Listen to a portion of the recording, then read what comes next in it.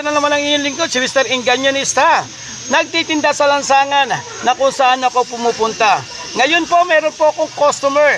Ang sabi ng customer ko at mga kasama niya, birthday niya ngayon. At ito ang taong may birthday sa araw na ito. Yan. Siya po ay si, ano birthday? Ano pangalan mo? Mac po, Mac. Si Mac. Ang totoong pangalan? Mac po. Mac, ang totoo niyang pangalan. Mac, happy birthday to you. Ilang taong ka na? Wala pa pong 30. Wala pa pong 30, so hindi niya sinasabi, pero binabati ko siya ng magandang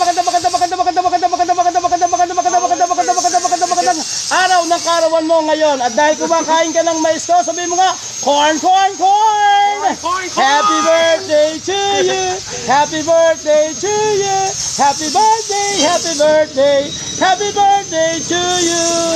Max, sabihin mo sa mga kaibigan mo, sa mga barkada mo, ha? I-subscribe naman ako, Inganyanista, for my channel. Okay ba yun? Yeah! May diwata ba? May diwata. Ito, naka-face mask yung diwata niya. Nahaba ng buhok yan, di ba? Yan. Yung ating mga kainganyo dyan, masarap pa yung kumain ng corn. Sabi nga na panahon ng pandemya, eat healthy corn. Eat healthy food for healthy body. Yeah. Yan ay ang corn! Welcome to my vlog, Inganyanista. That is my channel. Kuha mo?